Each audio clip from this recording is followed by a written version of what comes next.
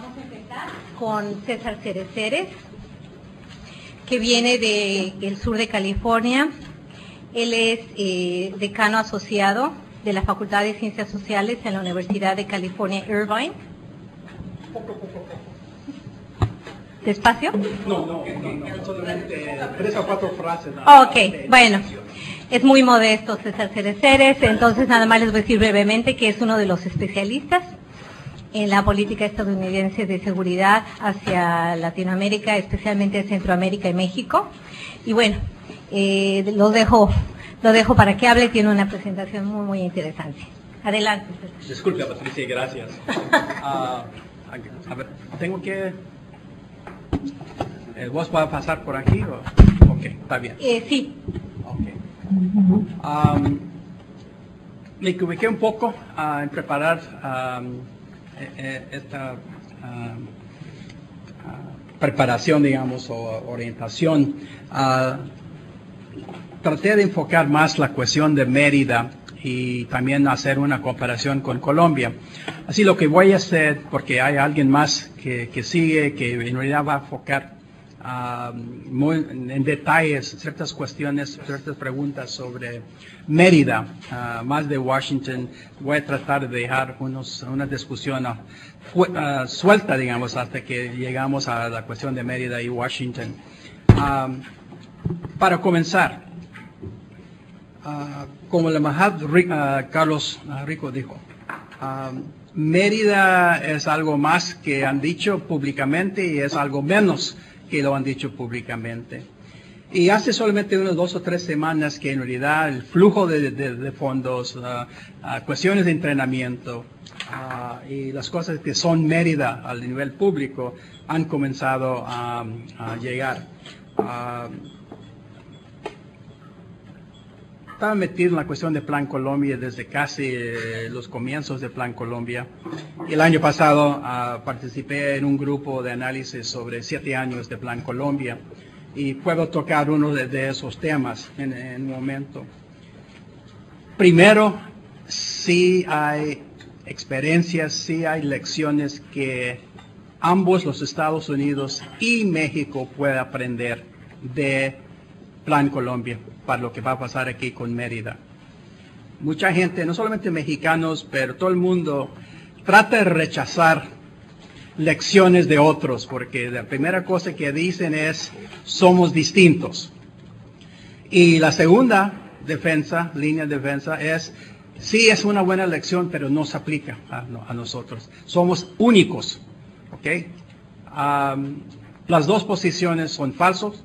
Y ya sabemos la cuestión de el dicho de que los que no reconocen el pasado, la historia, pueden caer en la trampa otra vez. Okay. Colombia y México son distintos. En muchos sentidos, voy a poner unos datos ahí. Así, los países son distintos, los programas son similares y pueden cambiar los conceptos, el vocabulario, qué es asistencia, no es asistencia, lo que sea. Lo básico entre México y Colombia, si no hay nada en común, hay una cosa en común. Los dos han desarrollado una alianza estratégica de seguridad con un país. El nombre, los Estados Unidos. Así, en ese sentido, sí se puede y sí se debe hacer comparaciones entre las experiencias y el tratamiento. Lo más obvio es que Colombia no tiene frontera con los Estados Unidos y, como voy a decir,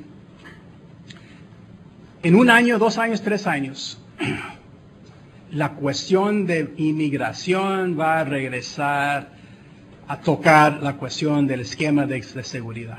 ¿Okay? Eso no se va a evitar. La cuestión es en qué momento, en qué año México o los Estados Unidos va a regresar a, en realidad, una de las cosas más importantes entre los dos países. En sentido social, político, económico, cultural. La presencia de mexicanos en los Estados Unidos, la cuestión de las remesas y la legalidad de 8 9 millones de mexicanos. ¿Okay? Eso está como una sombra sobre lo que está pasando ahora por los 2 o 3 o 4 años. El segundo punto es que los fondos de Plan Colombia en los primeros 3 años es igual a los fondos propuestos para Mérida los primeros 3 años. Casi 1,5 billones. Ya sabemos que parte va a ir a Centroamérica, que fue una sorpresa para los mexicanos cuando se presentó Mérida en el sentido formal.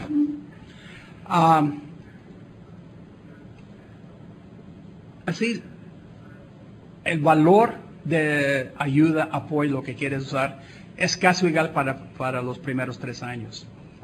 La diferencia es que en el caso del Plan Colombia ya se sabía que después de 3 años habrá el cuarto año, el quinto año, etc. Para el momento no están hablando así con la cuestión de Mérida. Yo creo que el $1,000 millones para los primeros 3 años es nada más un enganche pequeño de los Estados Unidos. Porque hemos hablado sobre el negocio de drogas nada más. 20, 25 mil millones de un negocio. Y Plan Mérida es nada más $1 billón para ayudar en la cuestión de seguridad y la infraestructura de seguridad, el profesionalismo de las fuerzas de seguridad. Okay. Así cuando comenzamos a hablar de comparar fondos, comparar el Estado y sus esfuerzos, no hay comparación. Al mismo tiempo, ya sabemos que México está gastando más que la propuesta de Mérida. Ya creo que están en 5 o 6 mil millones de dólares en infraestructura, en la compra de computadores, van a comprar los Blackhawks por otra cuenta y un montón de otras cosas que van a pasar en esos primeros 3 años de Mérida.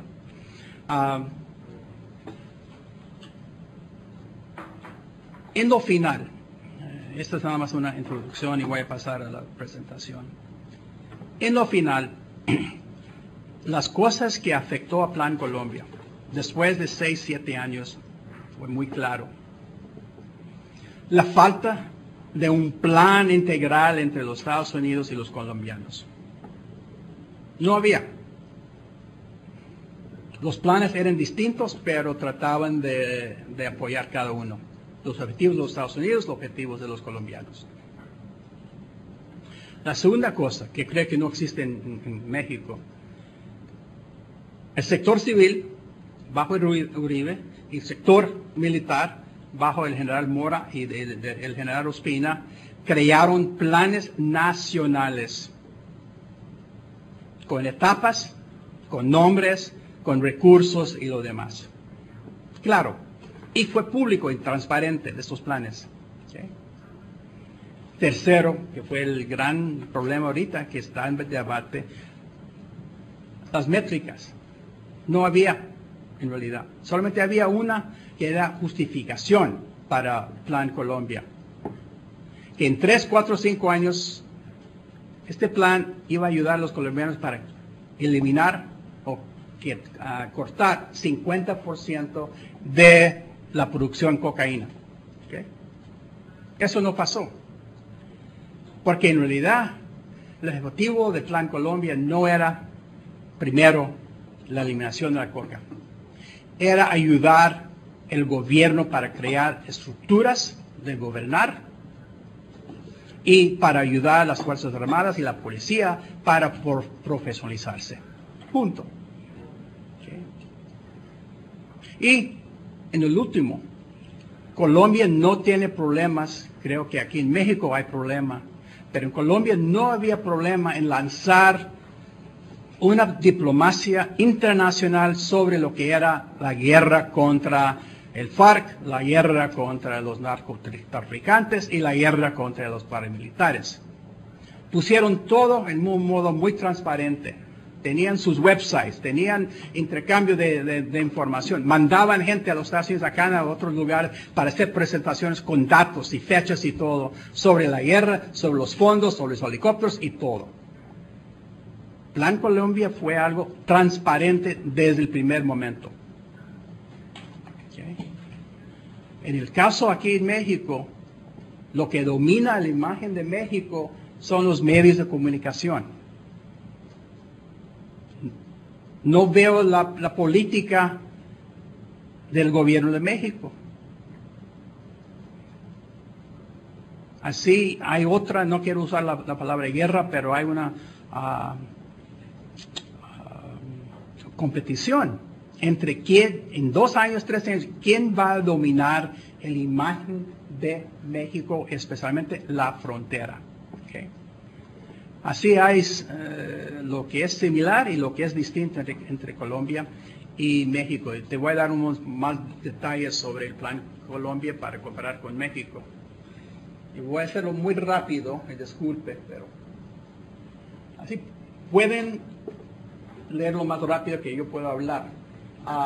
Pero para mí, Mérida, como en Colombia, es nada más una cuestión de ganar la confianza institucional, profesional entre agencias de seguridad de los Estados Unidos y México. Podemos hablar de drogas, podemos hablar de los carteles y todo, y eso es importante.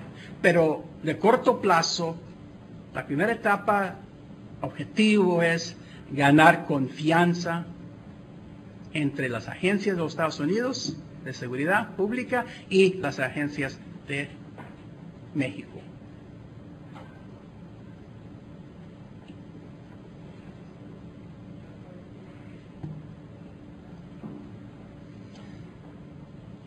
Ya toqué el primer punto aquí y también estos son, estoy tomando estas ideas de la experiencia de 7 años del Plan Colombia. Cuestiones de la imagen es importante. Tecnología, especialmente en México, afecta algo del patrimonio mexicano. Es decir, cuando comenzamos a hablar de que agencias de seguridad pública comienzan a mezclar sus computadoras, intercambiar datos muy libremente, lo demás, eso está creando una cuestión dentro del sistema mexicano, no hablando de los Estados Unidos. La confianza entre instituciones mexicanas, las computadoras, el entrenamiento, el profesionalismo, va a tratar de quebrar esos cercos, los firewalls entre agencias. Tuvimos que hacerlo después de 9/11 y todavía hay una gran batalla entre las distintas agencias para cooperar entre ellos mismos.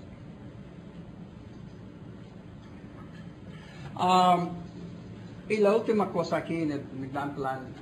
Centroamérica existe en los documentos, pero en la cuestión operacional parece que no va a ser un factor determinante.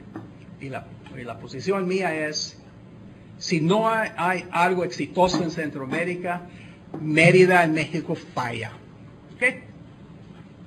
Ni México ni los Estados Unidos puede ignorar lo que está pasando en Centroamérica. Hablo del acuerdo de caballeros. Uno tiene que recordar que Mérida fue una propuesta mexicana entre caballeros, entre el presidente elegido y el presidente de los Estados Unidos. Era plan en que México ya sabía lo que quería hacer, ya tenía sus ideas sobre el equipo y el entrenamiento y lo demás. Hablo de la solución de 10%. Bueno, 8% es el número de agentes o de policías federal. Y Mérida está dirigida a aspecto federal. Los 70, 80 mil miembros de la seguridad pública civil. Los otros 400 y pico son del Estado, son del municipio y otras agencias.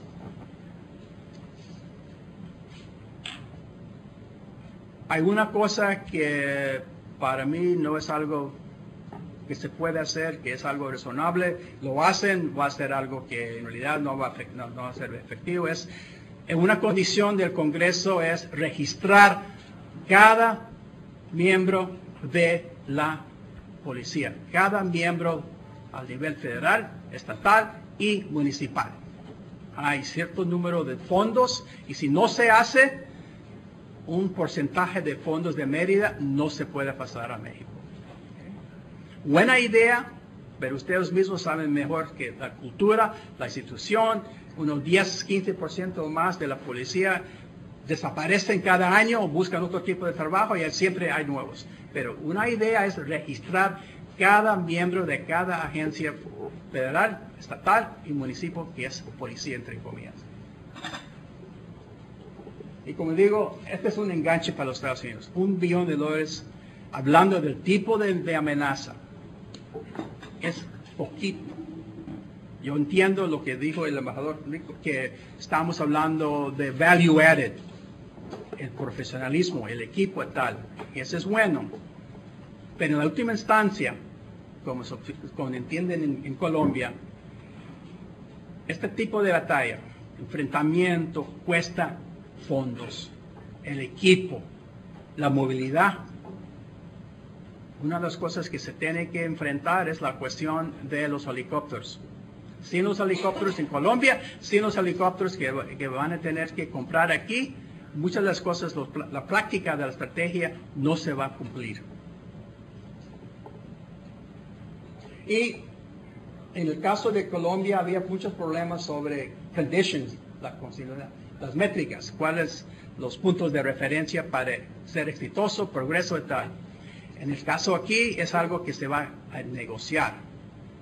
No podemos hablar de condiciones, podemos hablar de métrica y va a ser una solución negociada entre México y los Estados Unidos para llegar a eso. Y hasta que pueden producir eso, las métricas no se van a publicar. Plan Colombia. Un líder nacional. Colombia lo tuvo con Uribe y aquí con Calderón lo tiene. Esencial. El gobierno no puede funcionar. No se puede crear mística, no se puede crear un liderazgo sin alguien de ese tipo. Plan nacional es político y militar. ¿Qué dice? 2 minutos. 2 minutos. Oh, ya, ok. Y eso ya son datos. Ya. Ok. Yo no creo que hay planes nacionales, ni para el ejército, ni para el aspecto civil. Eso es necesario si se va a cumplir con los objetivos. Financiamiento. En el caso de Colombia había 2 impuestos de guerra de billones de dólares para comprar equipo, para aumentar los salarios de la policía y miembros del ejército y para aumentar casi 50% el número de policía y miembros del ejército. El profesionalismo. Costa. Necesita fondos para hacer eso. La cuestión de integración. Lo que va a pasar, y aquí voy a parar porque hay otras cosas que quería hablar, pero voy a terminar con este slide. Lo que pasa es que hay gobierno, Estados Unidos, gobierno México. Hay plan o iniciativa Mérida, como plan Colombia. Pero para implementar se junta como 6, 5, 8 agencias de los Estados Unidos y cada uno tiene parte de un plan. En Washington se llama stovepiping. Cada uno tiene su propia misión y cada uno tiene su propio burocracia en México. Eso no es una manera para implementar algo nacional, pero es el modo americano para implementar cosas y también el Congreso pide eso. Así, la DEA va a hacer algo, el Departamento de Estado va a hacer algo, el FBI va a hacer algo, ATF va a hacer algo, Inmigración va a hacer algo, el Border Patrol va a hacer algo. Sí, es un montón de personas y la idea es que en un lugar, en un tiempo, en la Ciudad de México, todo se arregla. y sabemos la historia de este tipo de planes. La métrica correcta. Todavía yo no sé cuál es la misión de Mérida, además de ayudar y apoyar a México. Se van a cortar la mitad de cocaína, etcétera. La movilidad aérea, no han hablado mucho de los aviones, de los helicópteros, pero son claves para cualquier plan nacional, porque si se comienza a enfrentar a las organizaciones, van a necesitar movilidad, porque no hay suficiente fuerzas especiales, no hay suficiente policía, no hay suficiente AFI. Y la única manera para moverlos, como en Colombia, era los helicópteros. Y la última cosa, aquí termino. Plan Colombia fue exitoso, casi 100% los primeros 3 años, desde 2002 hasta 2005-06. ¿Y qué pasó? Las organizaciones de drogas adaptaron. Buscaron especialistas en química, agrónomos. Y lo que pasó era que en vez de solamente tener una cosecha al año, con los fertilizantes y con ingenieros genéticas, comenzaron a producir cosechas, 5, 6, 7 cosechas al año. Y la hoja, otra vez con ingenieros, cambiaron el poder de no una planta, pero una hoja, a 3 o 4 veces desde 2002, 2003. El uso de ciertos modos de transportación, la creación, la construcción de, no son submarinos, pero son la mitad de un submarino, cuesta como $500,000 a casi $1,000,000 para construir uno. Ya creen que hay como 30 o 40 en construcción, operando, y todo este equipo costoso es de una vía. Cuando llegan a su destino, destruyen el submarino o la avioneta o lo que sea. ¿Okay? Colombia y en sentido los Estados Unidos nunca adoptaron a la adopción de los redes colombianos. ¿Okay? Y la única cosa que te puedo decir es la historia de Colombia. Había 2 carteles, Medellín y Cali, fueron destruidos. ¿Y qué surgió? 200, 300, 400, 500 organismos que ya tienen especialización. Unos, el producto, transportación, laboratorios, los ríos, los Go Fast Boats, ahí en las orillas de Colombia, motherships ahí en el medio del Pacífico, aviones con toda la navegación carísimo, usando satélite y todo, barcos con todo el equipo y capacidad nocturna. Y lo que quiero saber es, en Centroamérica no creo que hay una fuerza aérea que tiene capacidad nocturna, ni naval. ¿Sí? En México hay poco, pero para el momento hay suficiente. El trabajo de estos organizaciones criminales básicamente son de noche. Y las Fuerzas Armadas, policía, el gran trabajo es de día. ¿Sí? Así, hay cosas que se puede aprender de Colombia, por malo y bueno, y hay cosas que se tiene que aprender, la manera en que Washington, la embajada, la burocracia complicada de los Estados Unidos trata de implementar una política, cuando cada uno tiene su propia política. Gracias.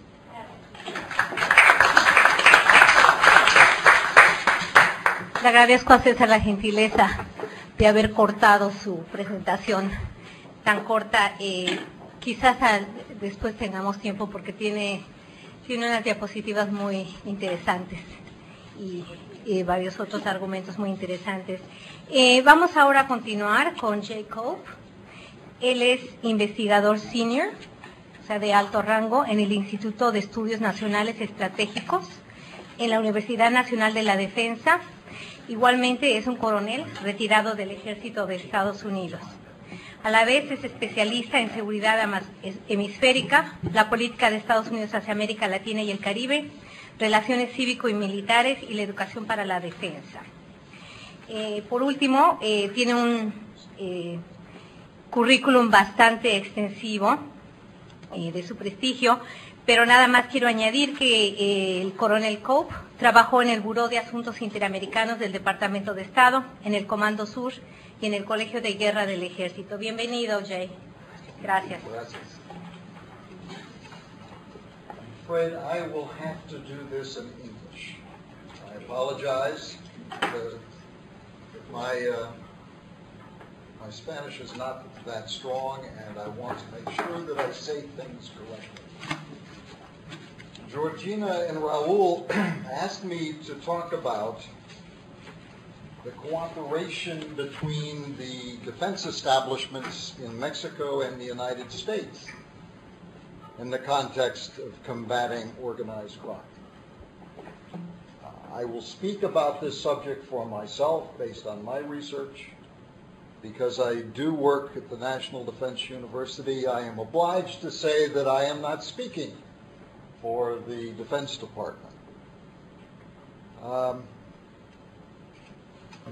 And I ask that you decide if this relationship is working.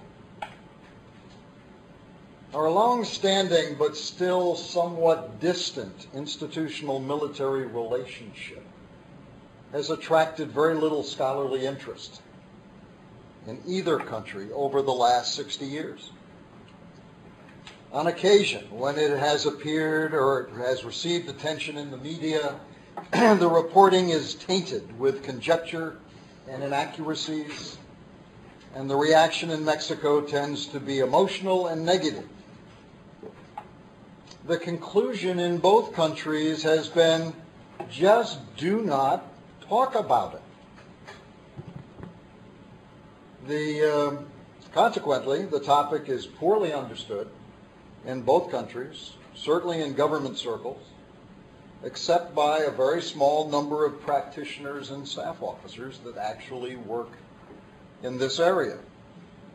The traditional U.S. military response to signs of Mexican interest at the senior levels of Sedena and SEMAR is to nurture the opening with care, patience, and no fanfare, mindful of the strong nationalistic culture within the armed forces, the Mexican government, and especially the Mexican Congress, as well as the fragility that has characterized past attempts to animate cross-border military-to-military contact. On the Mexican side, military authorities have expanded the association in slow and incremental ways, keeping the scope of the contact at a level consistent with Mexico's traditional distrust of U.S. intentions, concerns about subordination, and the professional needs of the armed forces. My research suggests good news and not so good news. First, there is more activity in the current relationship than is commonly realized or seen.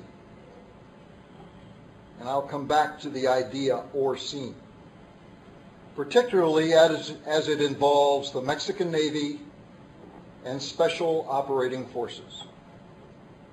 Here and there, the relationship has improved, and the United States is the source of specialized expertise. Unfortunately, the relationship flourishes where it cannot be seen by the public. Second, in general, our countries are not really working together against a shared dangerous adversary which is the international organized criminal network. Today I see an awkward military assistance relationship rather than defense cooperation. Perhaps this is all we can expect, but it is sub-optimizing our respective capabilities to combat this adversary. Quite frankly, politics is getting in the way. My remarks this afternoon are unavoidably skewed toward the U.S. perspective and a U.S. interpretation of Mexican decision-making in the defense and security sectors. The cultural veil of secrecy that has traditionally concealed the thinking of both the Mexican Armed Forces and the Foreign Ministry, despite what Rico said, is still present and only lifted partially in Mexico's current crisis. Mexican officials are not comfortable with U.S. counterparts. As Alan Riding observed in Distant Neighbors, published in 1985, underlying tensions are kept alive by Mexico's expectation that it will be treated unfairly. The U.S. tends to confirm these fears with sufficient regularity. Two quick examples: the barrier that I saw along the border with San Diego as I drove from the hotel here this morning, and certainly the slow implementation of the Merida Initiative that we have been experiencing. These two come immediately to mind, but there are many others. My first foray into this topic was to assess in 1995 the impact of NAFTA on defense relations. My report is entitled In Search of Convergence: U.S.-Mexico Military Relations into the 21st Century. It is a chapter in a 1996 volume edited by John Bailey and Sergio Aguayo entitled Strategy and Security in U.S.-Mexican Relations Beyond the Cold War. In 1995, U.S.-Mexico military relations took place in 5 well-established ways. These included the presence of military attachés in each other's country's diplomatic mission, and this is still true today, the joint Mexico-U.S. Defense Commission, which has sort of unofficially disappeared, the direct contact between the military services, which still exists but is much less influential, an assistance relationship which allows Mexico to purchase with its own funds U.S. military material and services. This is still true, but the Merida Initiative may change this significantly. And what this will mean for the future, I am not sure. And then finally, professional contact through institutions of the Inter-American Defense System, which is also still true but much less useful to both countries. At the end of the chapter, I added an epilogue from December 1995 and introduced a 6th way to interact, which is rather key today. That is the catalyst that was provided by the United States Secretary of Defense William Perry's historic first time ever a Secretary of Defense visited Mexico in the fall of 1995. It launched a program of bilateral working group meetings that at both the Secretary's level and at the level of the Joint Staff, primarily with SEDENA. Now, the military staff talks continue.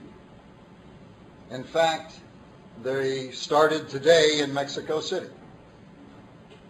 But it is not at the level of the Secretary of Defense.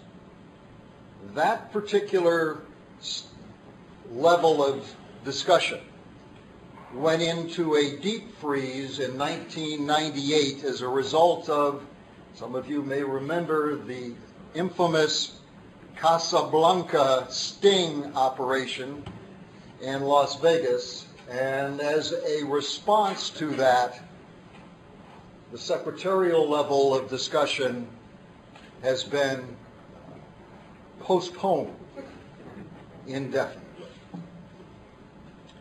But, however, the military staff talks have continued and actually were expanded about 5 years ago to include SAMAR, which the U.S. hit themselves on the head and said, why are we only talking to SAMANA?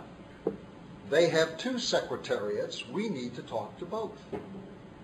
So we began speaking to both, and the conversation with SAMAR has been extremely positive and has set a direction for discussions with SEDENA, who appears to be a little on the jealous side because the talks with the Navy actually have been productive.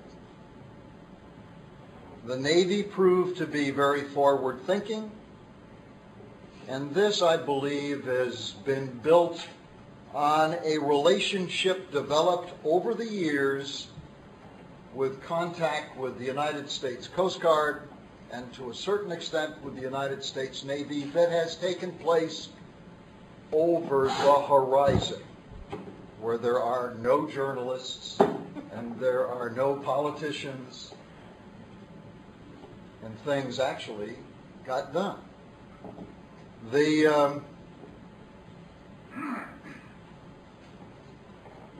This relationship demonstrated that something can be accomplished. About 2 years ago, a little less than 2 years ago, a liaison officer was established from the Mexican Navy at Northern Command, and I will mention that in a second. And there is also a liaison officer of the Joint Intelligence, the Joint Interagency Task Force South, located in Key West, which is primarily a counter-narcotics radar apparatus that shares a great deal of information, and the Mexican Navy is a direct recipient of that information. We believe that at the 50th anniversary of the exercise, the naval exercise UNITAS, which is called UNITAS Gold, the Mexican Navy will participate with 2 ships.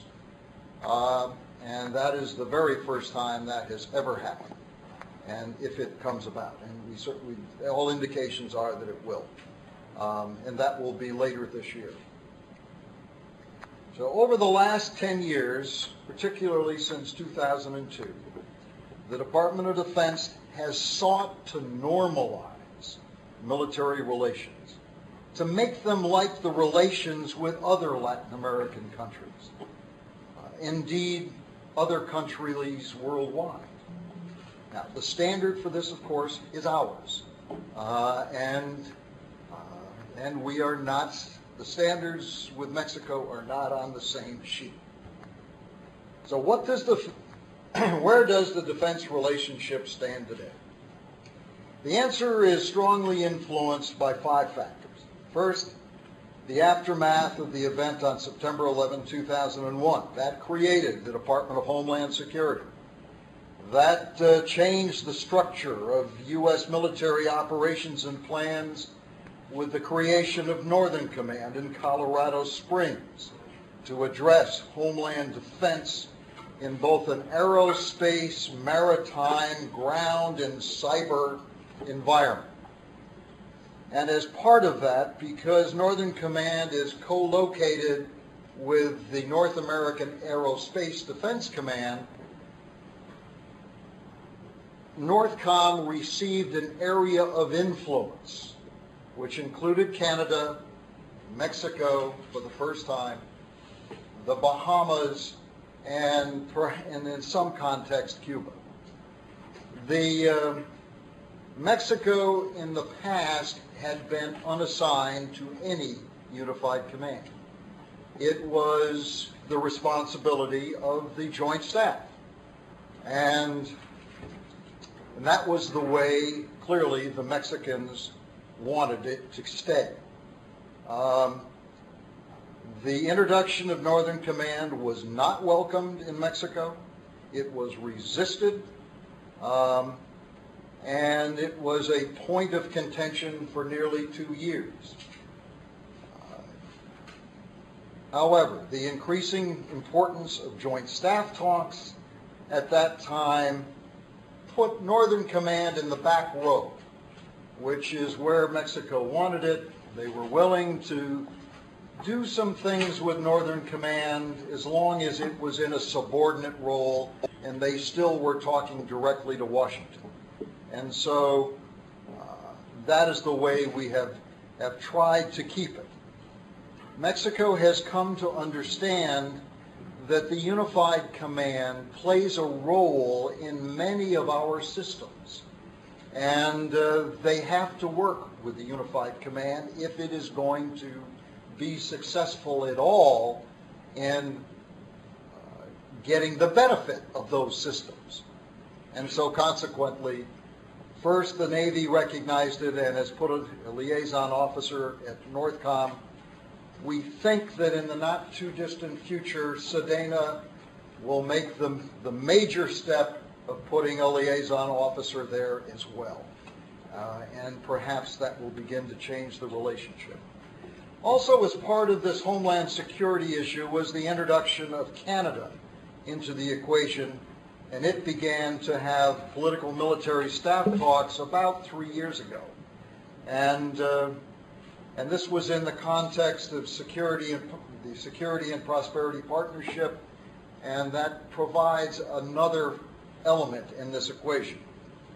The second factor is the challenge to the United States from illegal immigration and narcotics trafficking that produced the wall, and that has had an impact. The third is Mexico's unprecedented and much appreciated, really much appreciated effort after Hurricane Katrina, which demonstrated the potential for future serious bilateral cooperation, and that much can be done in disaster response between the two countries if we can find a way to do it.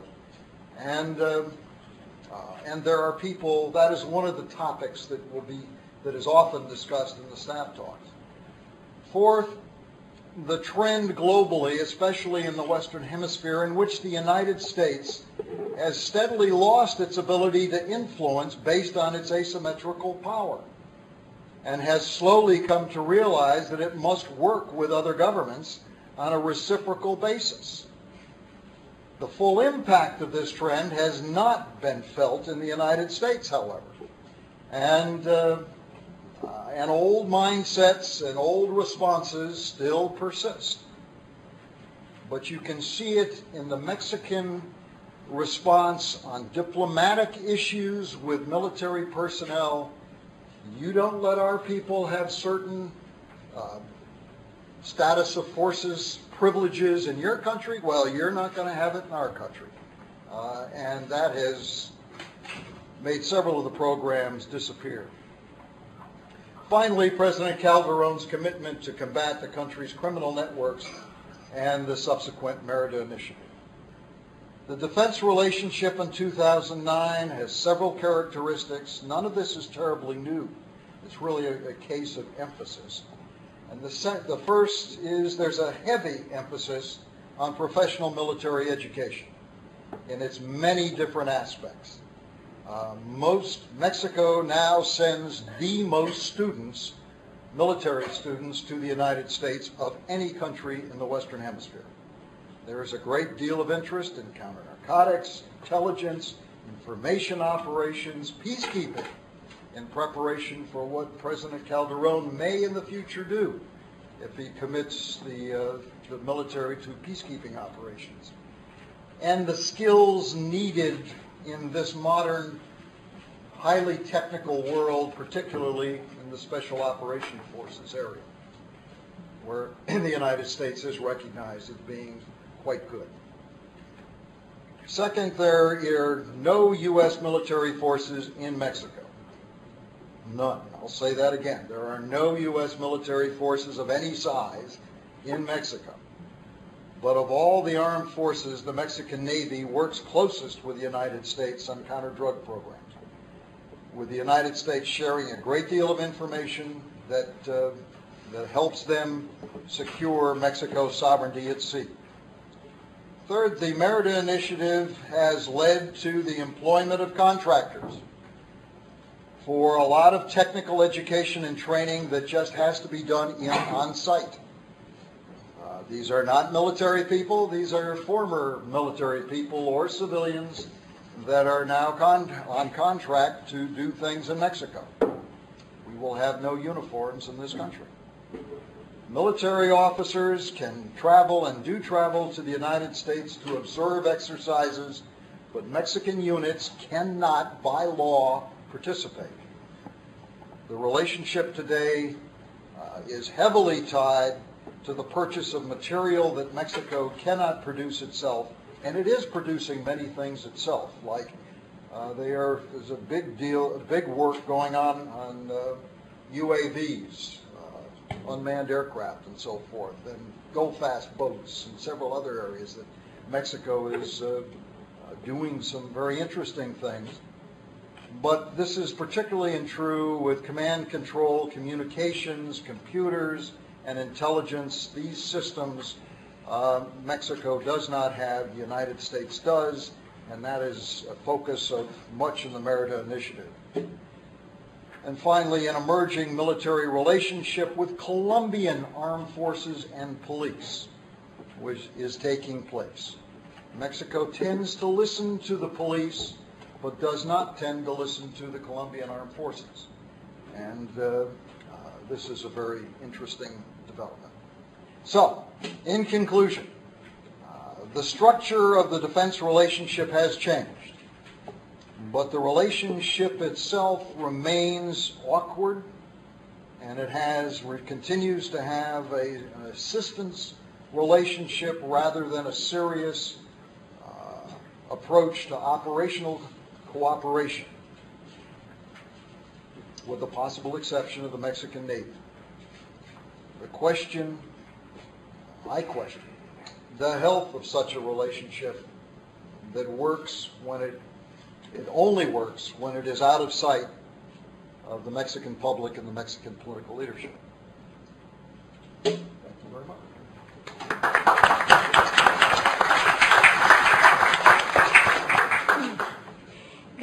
Thank you, Jay. Ahora vamos a continuar con la presentación del doctor José María Ramos García. José María es doctor en Gobierno y Administración Pública.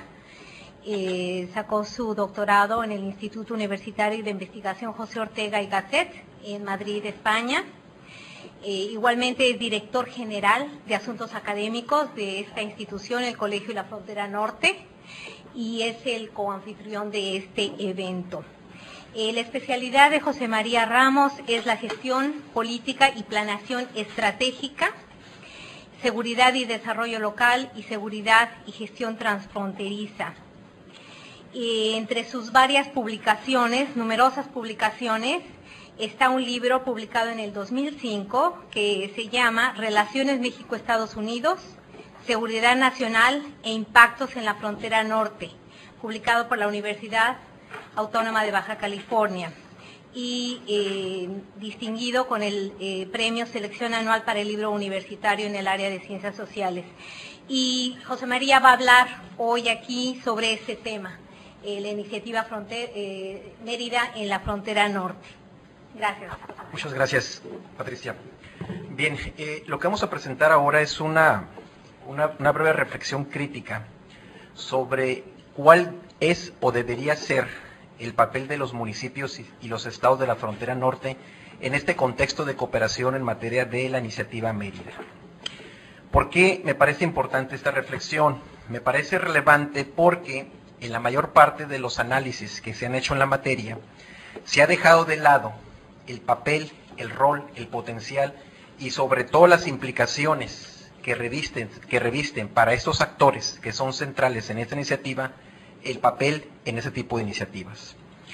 Desde ese punto de vista, creo que esta presentación puede complementar algunos de las reflexiones y análisis presentado por el profesor Ceres cuando hablaba precisamente de algunos retos o acciones que debieran hacerse bajo la iniciativa, bajo la experiencia de Colombia.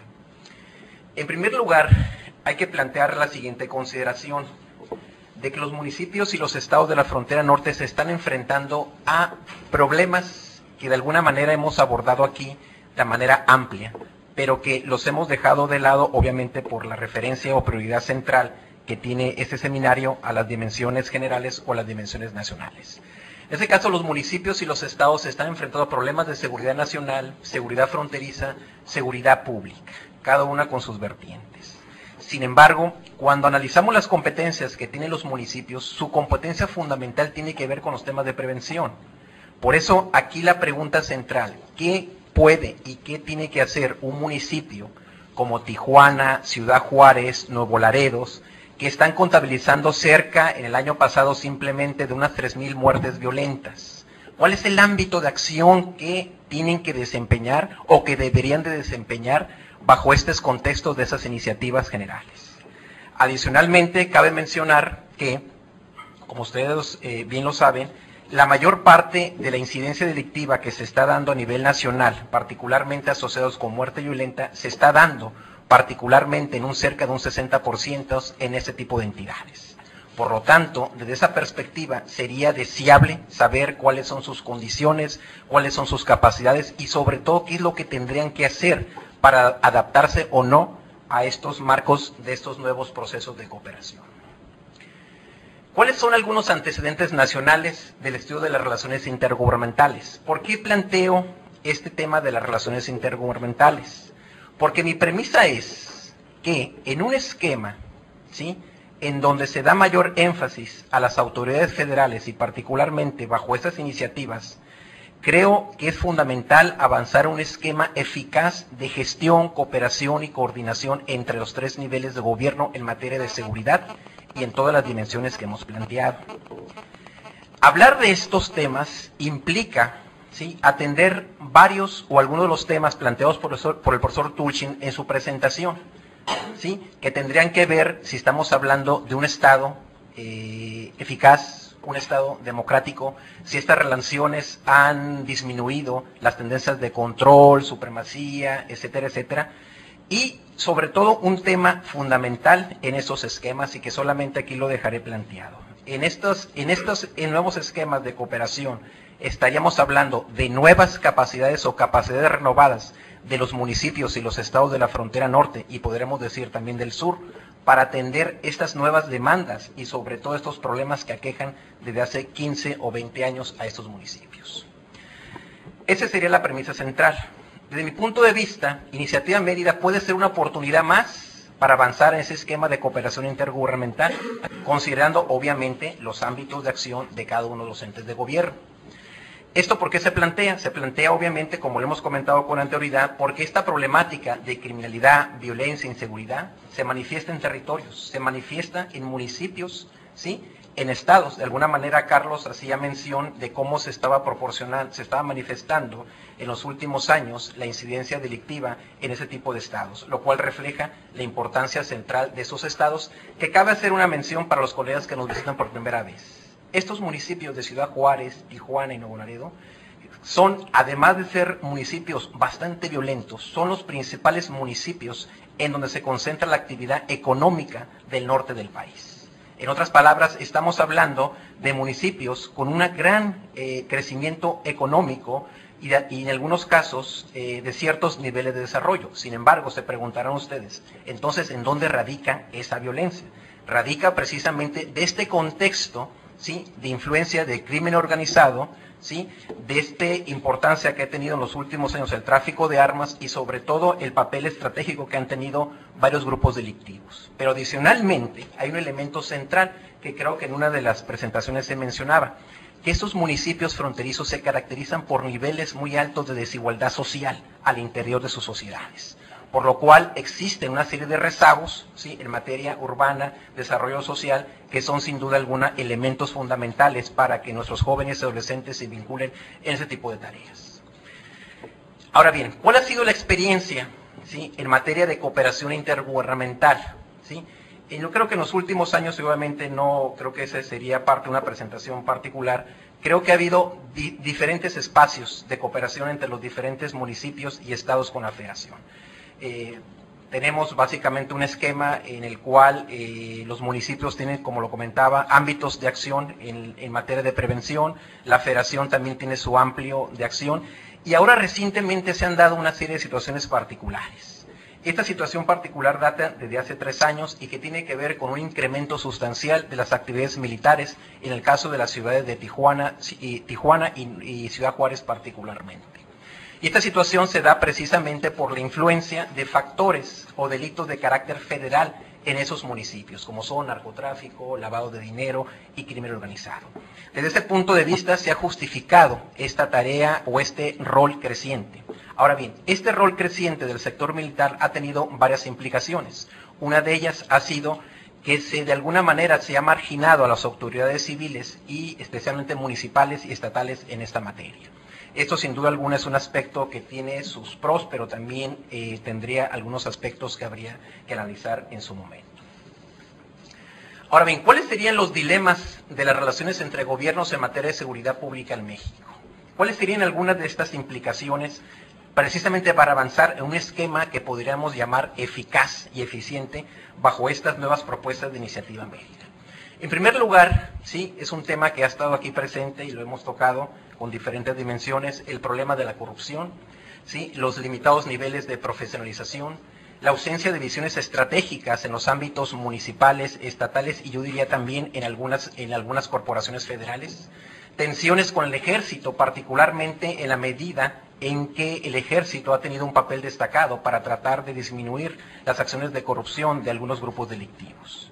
¿Sí? Tenemos también las limitadas capacidades en investigación e inteligencia que existen en estos entes, particularmente en el ámbito local y estatal y de cierta manera, por qué no decirlo, en el ámbito federal.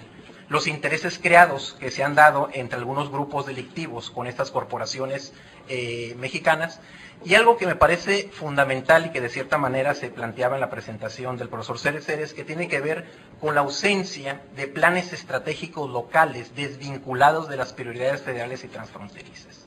Creo que este es un tema fundamental porque, sin duda alguna, si no existen esos planes estratégicos, ¿sí?, ¿en qué materia? Ya sea en materia militar, en materia de prevención, en materia de inteligencia, en materia de seguridad, creo que ahí estaremos perdiendo la batalla.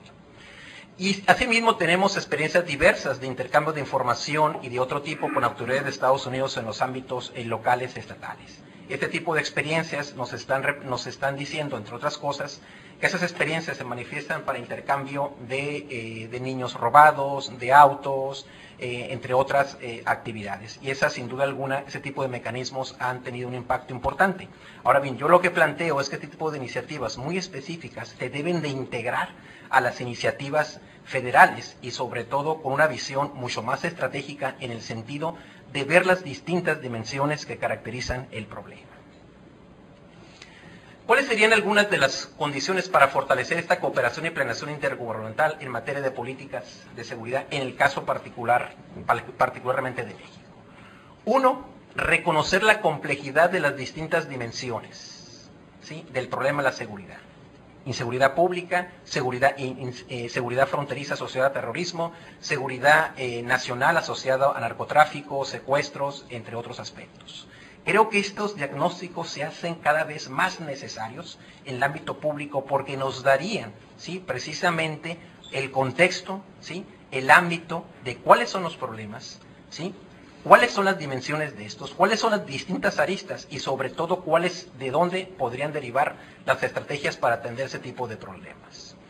En el caso de otra condición relevante es que tenemos diferentes prácticas de gestión policial. En este caso, desafortunadamente, tenemos muy pocas experiencias exitosas en materia de gestión policial en los ámbitos locales y estatales. Ha habido ciertos avances, particularmente dada una mayor participación de algunos efectivos militares en tareas de dirección de policías, por ejemplo en el caso de Chihuahua, en el caso de Baja California, entre otros, en donde de alguna manera por esa necesidad de una mayor participación militar, se hace necesaria esta.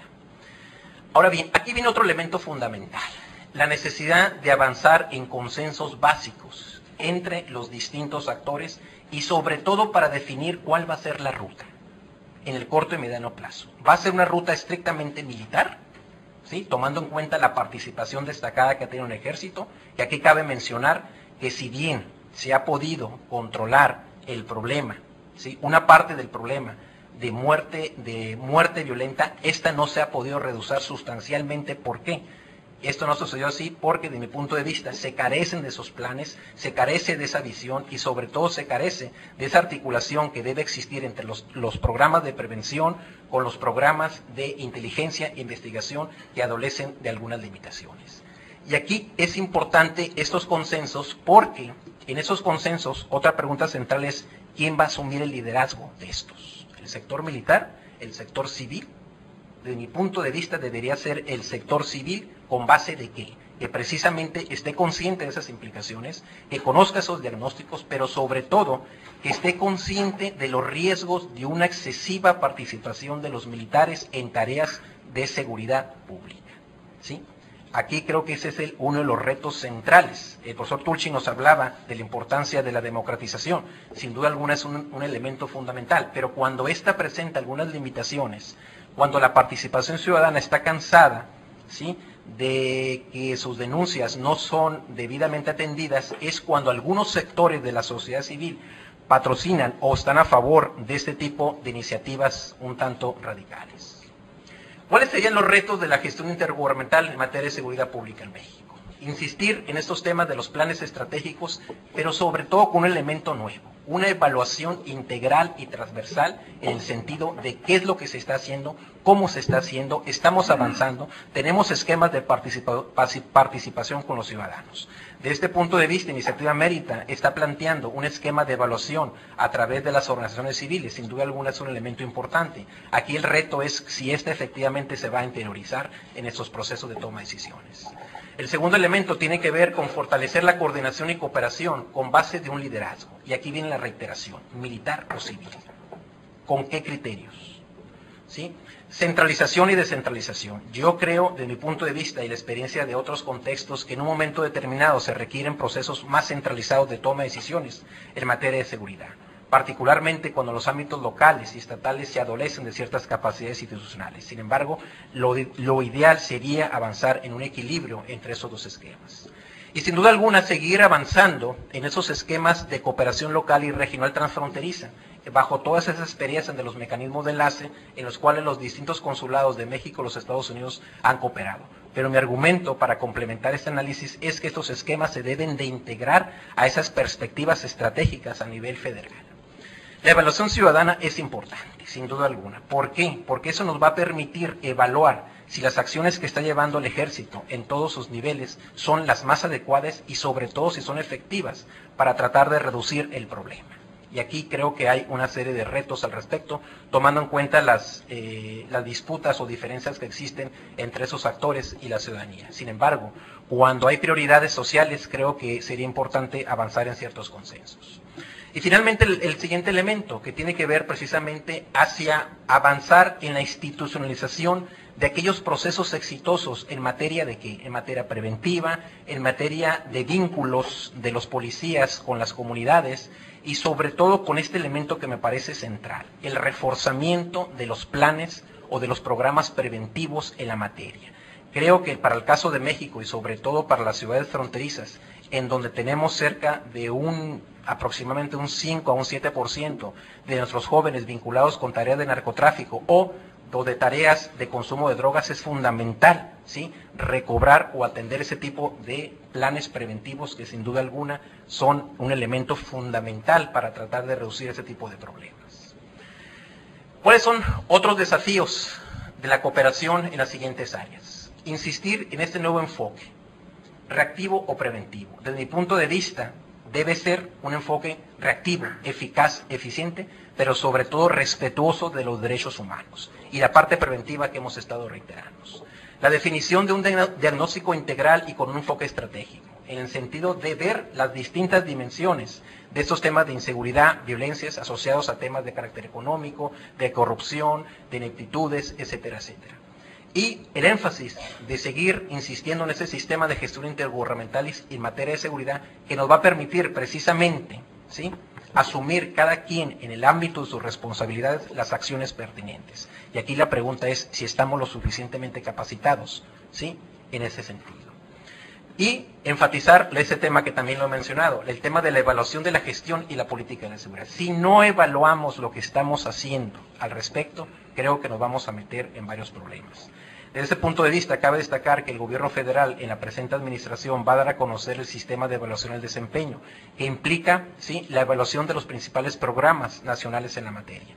Entre esos programas, sin duda alguna, debe estar, y lo estará, el tema de seguridad.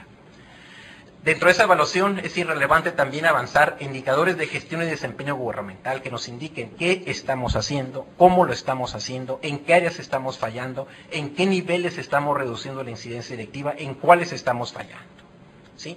Y sobre todo cuando la prioridad debe ser la reducción, ¿sí?, de la delincuencia y sobre todo de aquellos crímenes de alto impacto que ocurren en nuestras ciudades.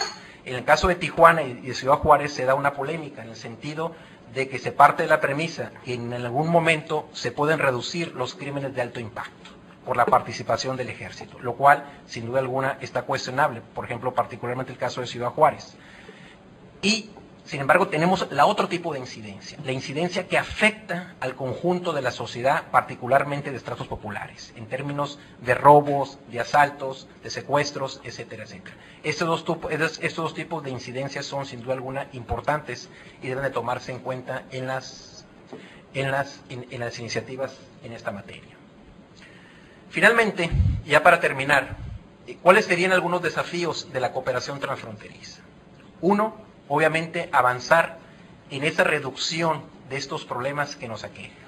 Sin embargo, aquí, por ejemplo, en materia de tráfico de armas, donde tenemos una serie de mecanismos, esos mecanismos no han sido lo suficientemente eficaces y eficientes, tomando en cuenta las prerrogativas de las cuales gozan, en el caso de los Estados Unidos, los ciudadanos de este país.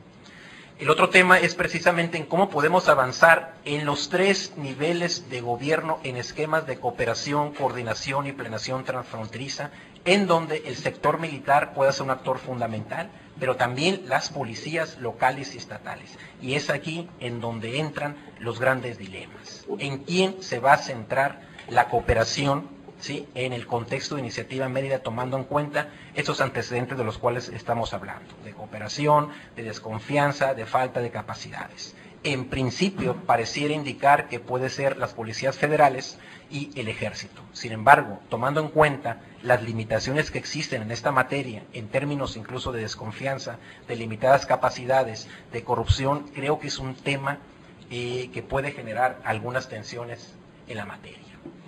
¿Cuáles serían finalmente ya los retos de Iniciativa Mérida tomando en cuenta estos elementos? Sin duda alguna, la focalización de las prioridades tomando en cuenta el relativo importancia del financiamiento. El tema de articular los aspectos de seguridad y migración, ¿sí?, en donde sin duda alguna el tema del respeto de los derechos humanos debe ser una prioridad. Sin embargo, hay algunos análisis que indican que en este contexto en donde se ha agudizado la política de seguridad fronteriza por parte de México, esto ha implicado mayores violaciones a los derechos humanos de los migrantes. El tema de la geopolítica, ver a la frontera como un lugar estratégico que si Iniciativa Mérida falla, desde mi punto de vista, esto daría más pie o mayores argumentos a las empresas delictivas para posicionarse de nuestros territorios y avanzar en sus prioridades ya previamente planteadas. Y sin duda alguna, los temas de coordinación, cooperación y planeación en temas militares y navales. En ese sentido, como lo comentaba John, se ha avanzado bastante, hay una serie de acuerdos, hay una serie de pláticas. Sin embargo, aquí el reto es cómo esos acuerdos, ¿sí?, en los ámbitos militares pueden bajar a los ámbitos municipales y estatales para generar acciones eficaces que nos permitan atender ese tipo de problemas y sobre todo que esto implique una mayor denuncia de violaciones a los derechos humanos. Finalmente, el gran tema de avanzar en una agenda estratégica común en temas de seguridad pública, ¿sí?, nacional, fronteriza, pero sobre todo que no se olviden los temas del bienestar. Si se olvidan estos temas del bienestar, no podremos atender las enormes desigualdades sociales que existen en esos municipios tan importantes como Tijuana, Ciudad Juárez, Nuevo Laredo, con lo cual se estarían sentando las bases precisamente de que el problema siga y que se pueda agudizar. Muchas gracias. Gracias, José María. Ahora vamos a tener un periodo breve de preguntas y respuestas y me voy a tomar la prerrogativa de ser la moderadora y voy a empezar con una pregunta que me gustaría, antes de pasar a la Casa Colef, quisiera preguntarle a César que nos dijera si seguimos en la trayectoria del Plan Colombia. Por ejemplo, dijiste que los 3 primeros años estábamos casi parejos en cuanto a los recursos que se van a dar. Y quizás después vengan más recursos, ¿no? Más cooperación. ¿Qué podemos esperar? ¿Cuál va a ser el resultado? O sea, si tomas en cuenta lo que ha pasado en Colombia. Primero, ya ves los cambios en las organizaciones. Tenía mapas que no tuve tiempo para usar. ¿Quieres que te los vuelvan a poner? No, está bien, pero estás viendo que los mapas, no quiero decir que eran correctos, ni los que están ahorita que usamos son correctos, pero si hace 10 años las familias que formaron carteles eran muy exactos en sus centros urbanos y las familias y las líneas. ¿Okay? Eso se quebró un poco con la formalización de los carteles, el Golfo, Juárez, Tijuana, Sinaloa, etc. Y en los últimos 5 años apareció otro grupito que posiblemente comió uno de los carteles, recetas, nadie sabe. Pero no solamente ya tenemos alianzas o como dicen federaciones que llegan hasta Guatemala y Centroamérica. Se están cambiando su estructura, etcétera, con la presión, con los tiempos, etcétera. Si tomamos Colombia como un ejemplo, y hay otros, vas a ver que los carteles cambian a sectores, van a cambiar el sentido de su mapa y van a ser más pequeños y se van a especializar como Colombia.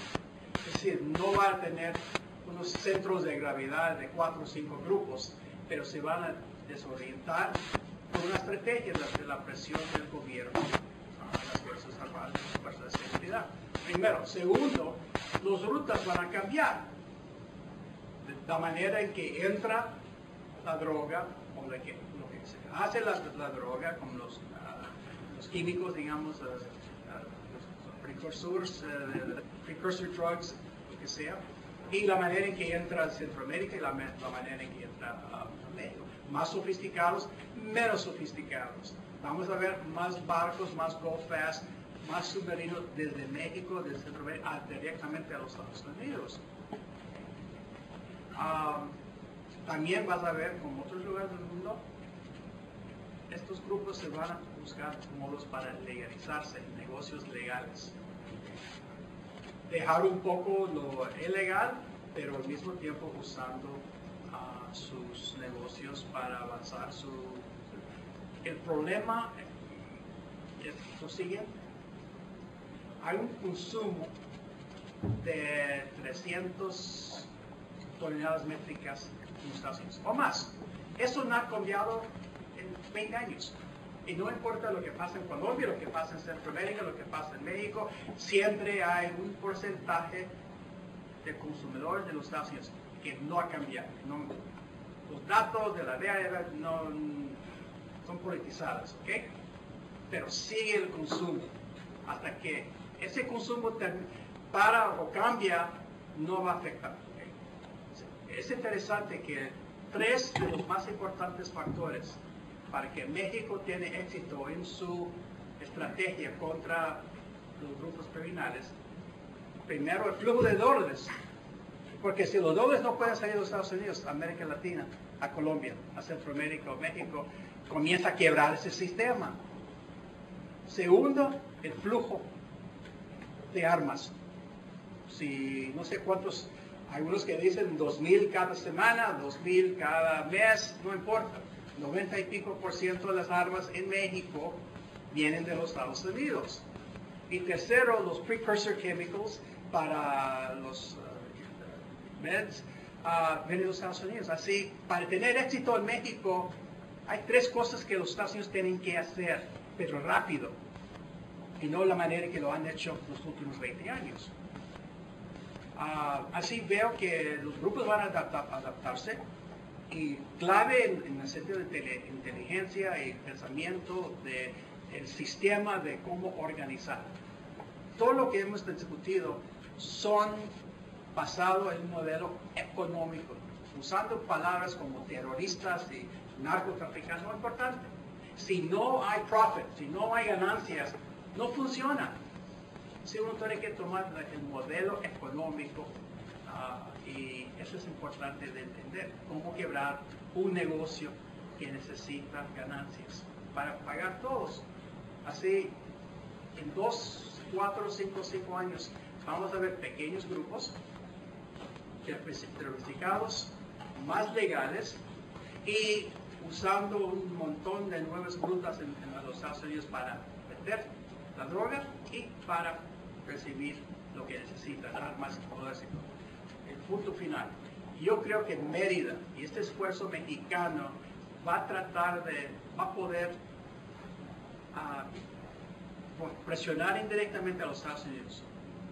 Porque ya tenemos mapas de la presencia de los carteles en los Estados Unidos, centros o de áreas de distribución. Pero además de eso, hay una gran infraestructura de drogas y de cosas ilegales en los Estados Unidos en manos de grupos étnicos, en extranjeros y los propios norteamericanos. Control de transportación, control de compañías de camiones, control de un montón de cosas para mover cosas ilegales. Gente, drogas, dólares, lo que sea.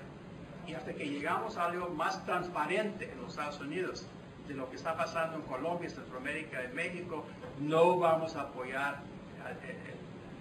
el objetivo de lo que es Mérida y lo que es el plan de este gobierno. Gracias, César. Sí, John Tulchin. Van a empezar primero la casa. ¿Y hay preguntas de la Casa Colev? ¿Hay preguntas? ¿Sí? ¿No hay? ¿Me escuchan? Sí, ¿verdad? No hay. No hay preguntas. Sí, hola, pero no tenemos preguntas. Vamos. Muchas gracias. Entonces, le damos la palabra aquí a la audiencia del Colev Tijuana. ¿Alguna pregunta? Ok, ahora sí, Joseph Tulchin. Bueno, si me permite 2 cositas. Una, referirme a lo que dijo Jay Cope. Me parece importante aquí... Perdón. Me parece importante aquí en México subrayar lo que dijo Jay, muy diplomáticamente. Yo, que no tengo menos pelos en la lengua, lo voy a decir sin diplomacia. Porque es un tema que ha estudiado muchos mexicanos, Raúl, entre varios. Me parece importante empujar estos estudios. Clarificar.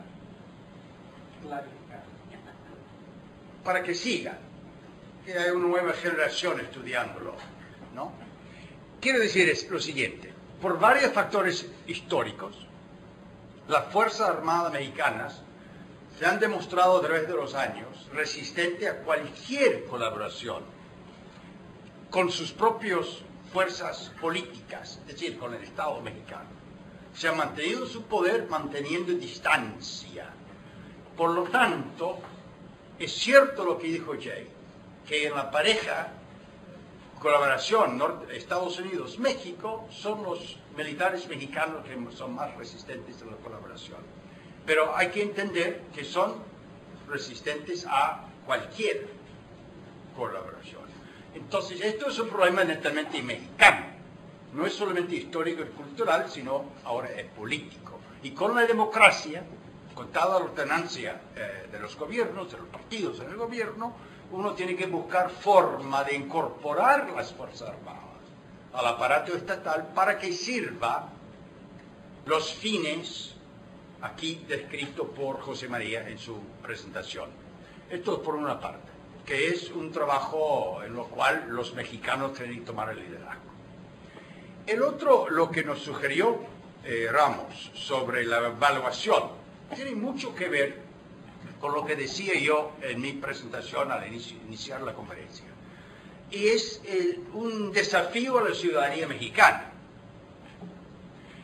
Y aquí tenemos con nosotros Joy Olson de WOLA, que es un ejemplo paradigmático de evaluación democrática de la ciudadanía, no solamente del Estado norteamericano, sino de otros estados.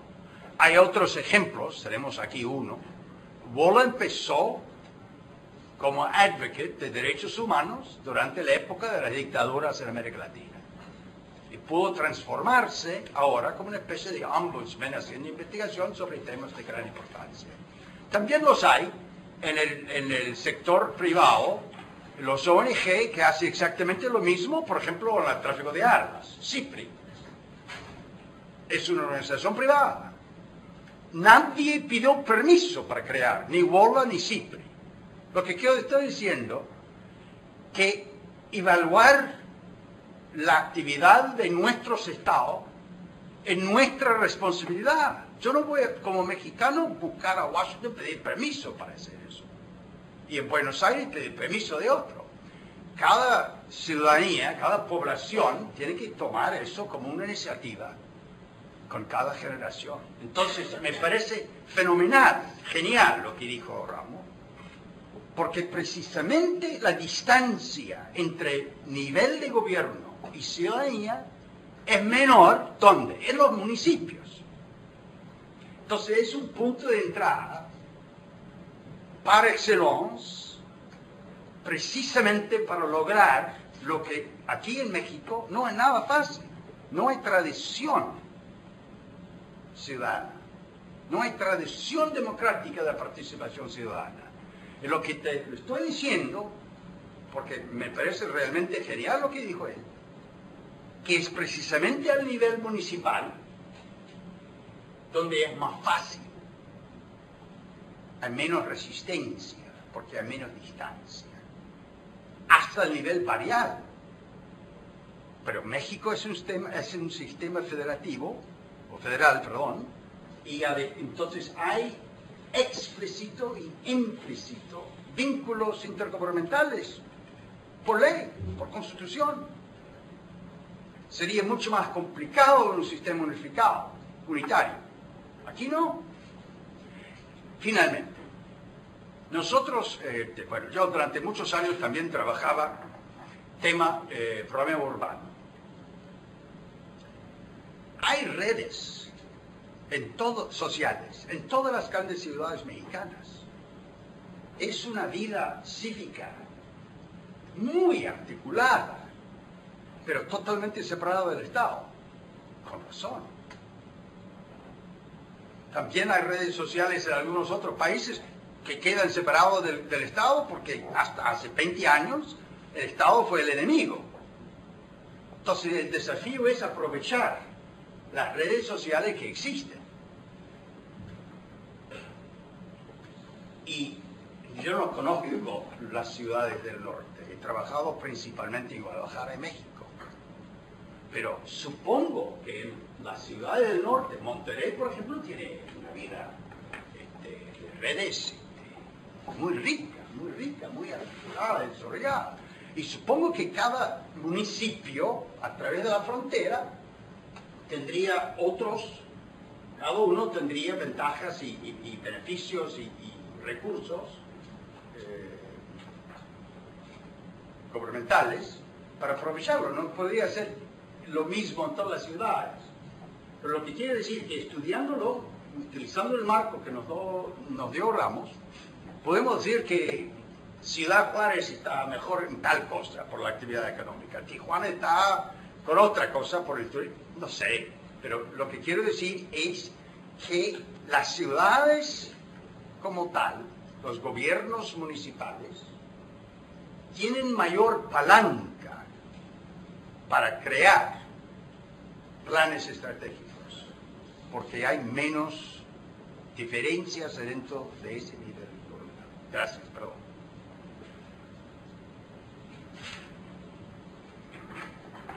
¿Alguna otra pregunta? ¿Sí? ¿Te puedes identificar, por favor? Soy Steve Fainaro, soy reportero de Washington Post. Y bueno, tengo una pregunta que, bueno, de dos partes. Uno, cuando hablamos con el gobierno de los Estados Unidos y también el gobierno mexicano, siempre nos dicen que el uso del ejército en frente de la lucha del narcotráfico es una política de corto plazo que tiene que terminar, no es permanente.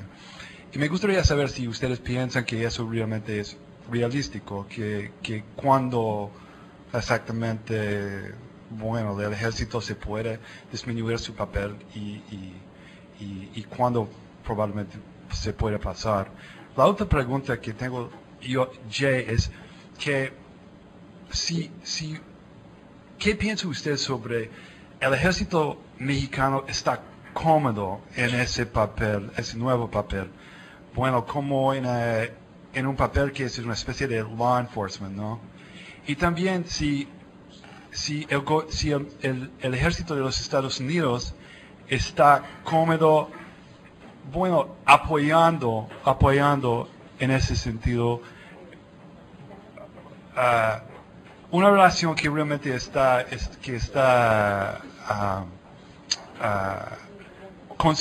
que se está concentrando ahora en law enforcement, no en un papel que es realmente normal. ¿Quién quiere tomar la primera pregunta? Yo. Ok, Georgina, bienvenida.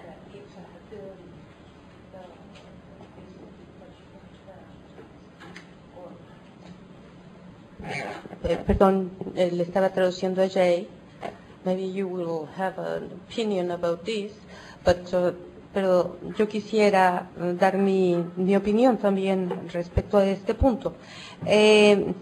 Efectivamente, tal pareciera que no, el ejército no se siente confortable en esta tarea, en el sentido de que pues no está previsto constitucionalmente y en su doctrina, etcétera, que realmente esa sea una tarea del ejército. Sin embargo, el ejército ha entrado en esta tarea desde hace muchos años, esto no es reciente. Lo que cambia es que una cantidad más importante de efectivos son los que participan y participan de manera más intensa porque los combates o los enfrentamientos han sido más intensos, de tal manera que esto ha llevado a agresiones también a los militares y ahora el compromiso que por estructura jerárquica se estaba cumpliendo por instrucciones, ahora pareciera que el ejército lo tomó como un desafío propio, no solo como una orden a seguir, porque han matado, incluso de manera muy violenta, con decapitaciones, a algunos miembros del ejército.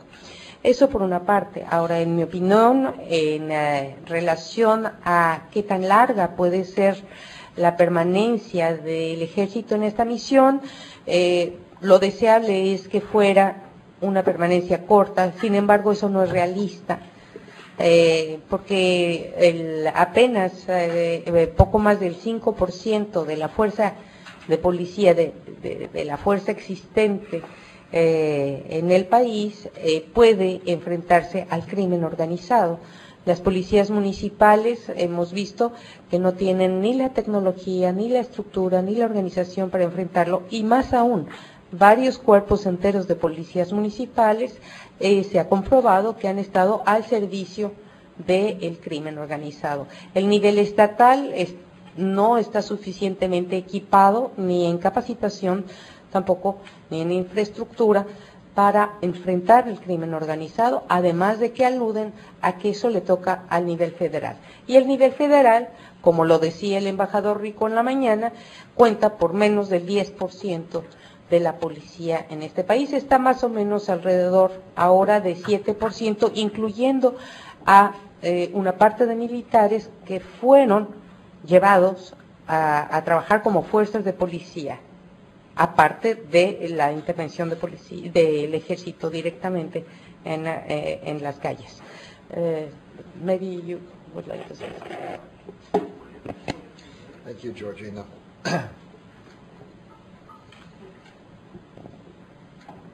The military is going to do what the president asked them to do.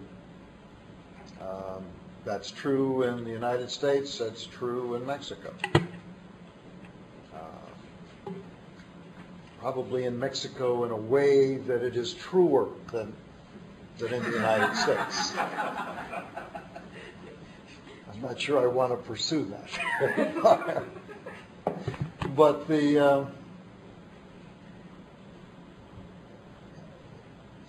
we haven't stepped back to look at the challenge that the Mexican army is facing.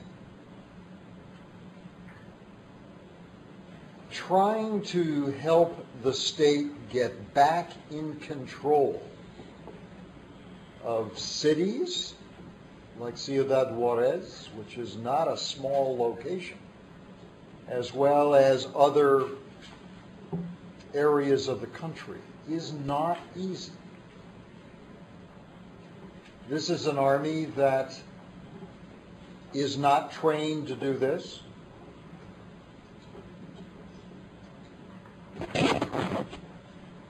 It is not trained to do this. It needs, as we needed in Iraq, as we changed our strategic approach, you don't just snap your fingers and everything magically happens correctly. It takes a great deal of talking to people, a great deal of training, even while you are in a combat zone, to try to make it work properly. It takes junior leaders that are properly trained. It takes officers and men who are not from this area where they are serving to know that area to be effective. It takes trying to protect the identity of those officers and sergeants so that something does not happen to their family from where they come.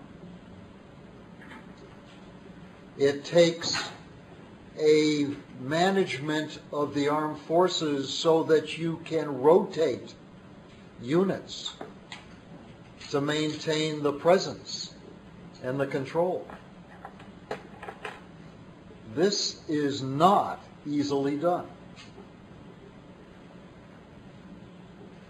And the Army is wrestling with these issues today and actually is doing a fairly good job. The longer they do it, the better they will become. And I would suspect that we will see more forces employed. The question that the Mexican government is going to have to face is, do they have enough soldiers? Because this is not a problem that is unique just to the border area and several other spots around the country. This is a bigger problem. And it's more than just trying to deal with the fire that's here at the moment. It is a deeper problem than that, of getting back in control of parts of the country.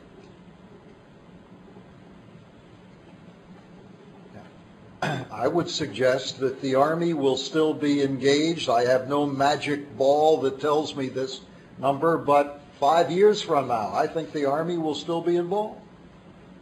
Because it's going to take time to develop a police force in this country that can gain the trust of the civilians, the population, such that it can assume responsibility for security in municipos so that the military can pull back.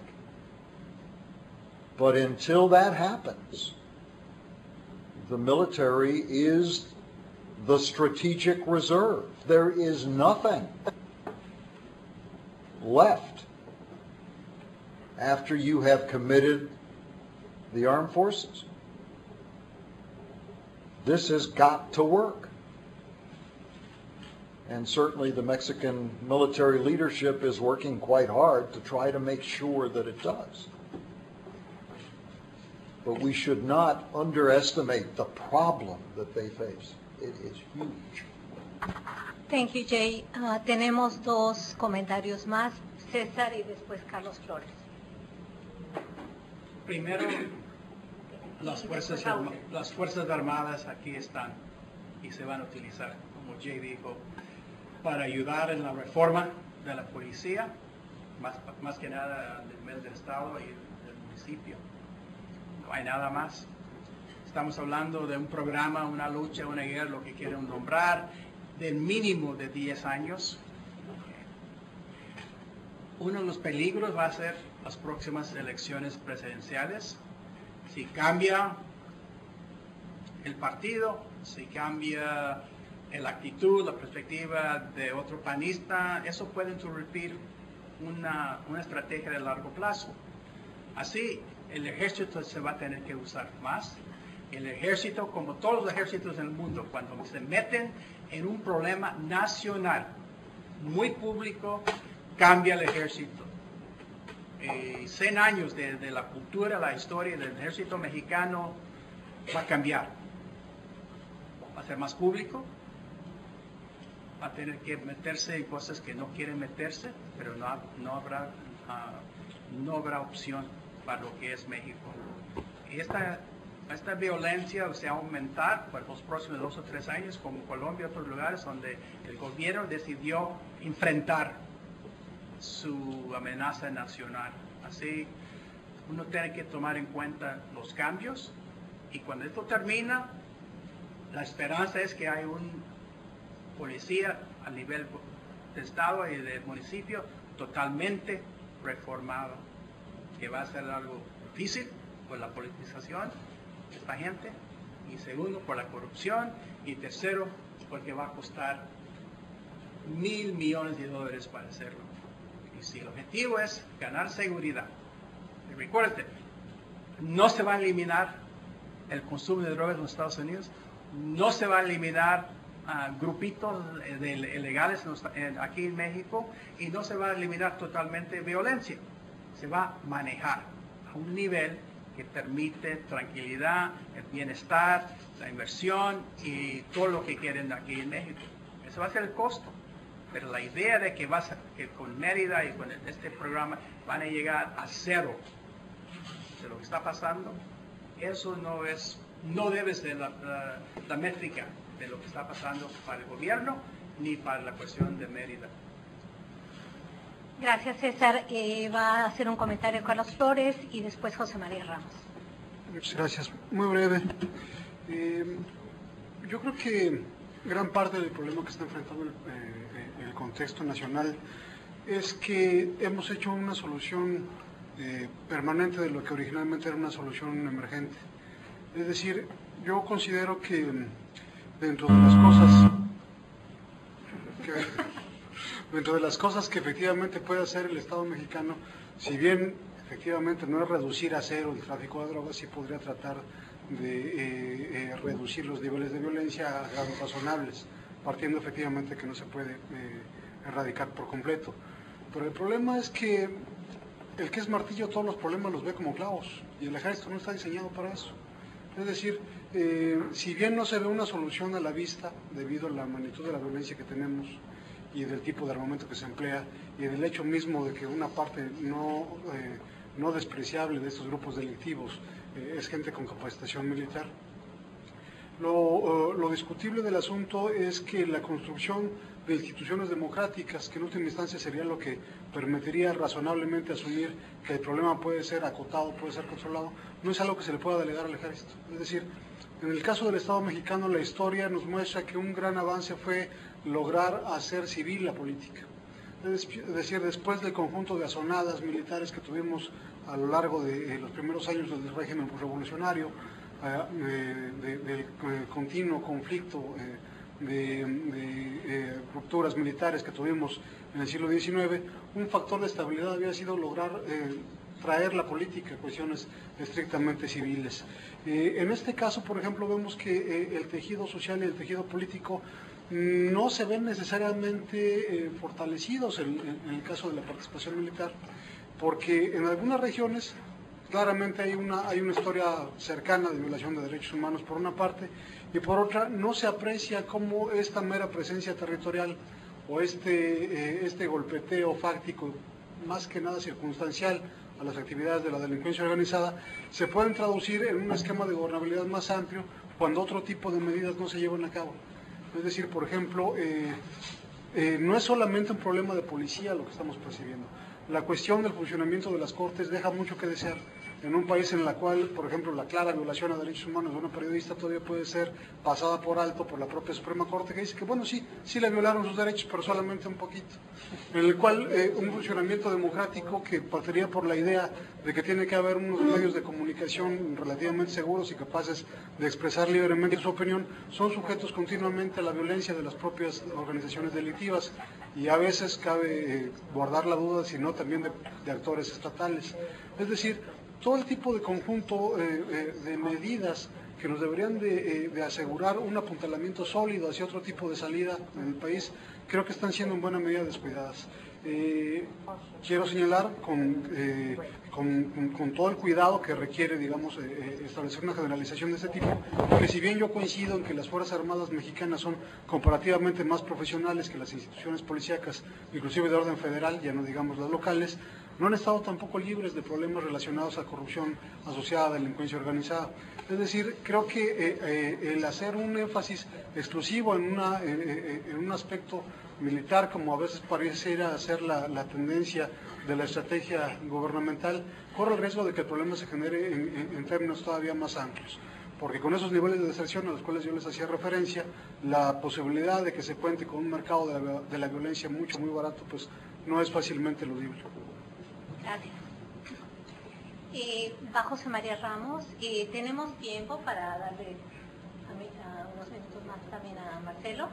¿Sí? Bueno, ok, entonces José María y luego Marcelo. Sí, muy puntual. Efectivamente, requerimos evaluación y participación ciudadana, pero hay un contexto en el caso de los municipios estados de la frontera norte, que no necesariamente hay sociedad civil.